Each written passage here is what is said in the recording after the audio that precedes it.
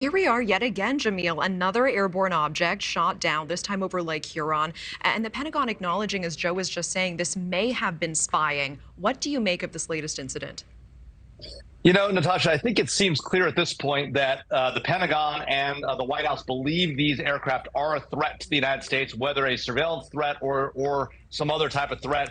They're clearly taking action aggressively to take these airframes down.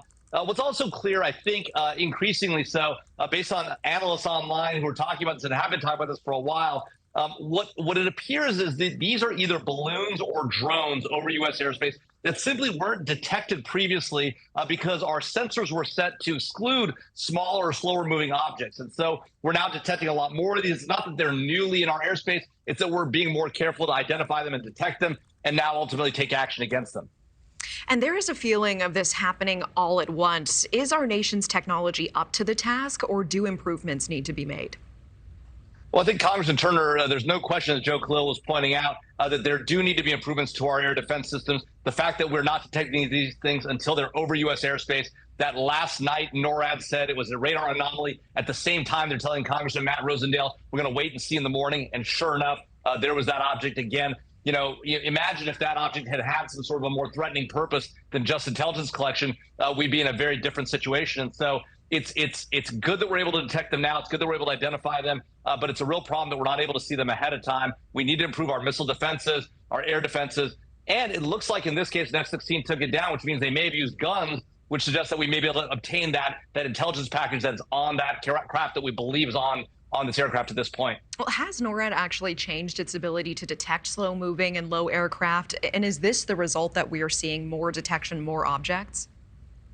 Well, you know, Natasha, my sense is based on what I'm hearing online from intelligence and aviation experts, in particular, Tyler Rogoway of the War Zone and the Drive. His analysis is that what's going on here is that you're actually seeing a reduction in the filtering taking place on the signals we're already getting. So we're getting the signals. It's that we were filtering it out before, and now we're filtering it. We're allowing it to come in through our filters and identify these things. It's consistent with what the Washington Post was also reporting based on what they're hearing from the Department of Defense. I think it's all coming together. And the story basically is, we did know these objects were there. Now that we know they're there, we know what to look for. We're identifying them more often, and now we're taking action because we don't want these things in our airspace. What are you tracking in terms of, has this series of shoot downs resulted in significant intelligence collection for us? And what specifically will we be looking for?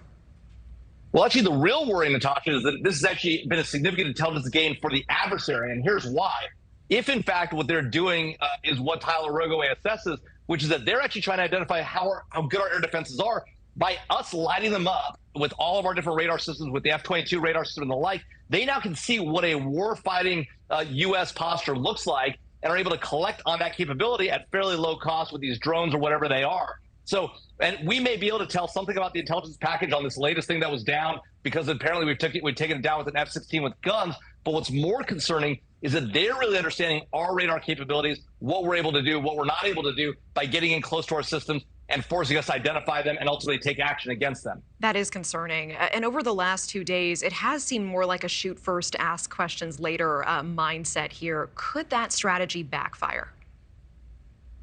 Well, you know, I mean, I suppose it could. At the end of the day, we're well within our rights as a matter of international and domestic law to take action against these aircraft. They're in our airspace without authorization.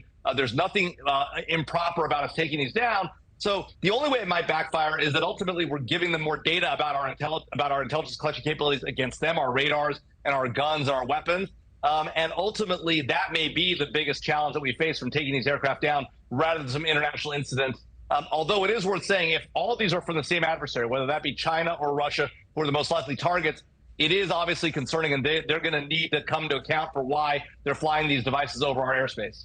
What is your sense in the last 8 days? What have other countries seen when the U.S. has taken these actions, and what has China seen?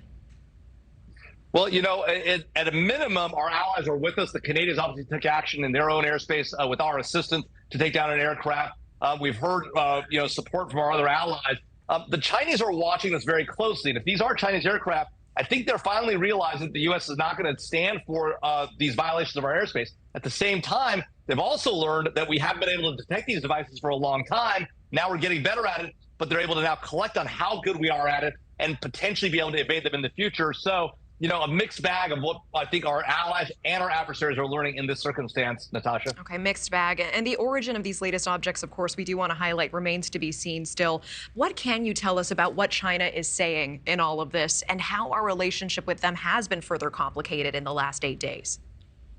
Well, Natasha, China has stuck to their story about the balloon that we took down on February 4th, that it was a weather balloon, that it was simply off course, it wasn't intentional, and that we're the ones who violated international norms by taking down this aircraft. None of that is accurate. The U.S. government has definitively said it was a Chinese intelligence craft that was carrying surveillance devices, and they correctly say that we're within the law to take it down. Now, as for these other 3 devices, the Chinese government has remained silent.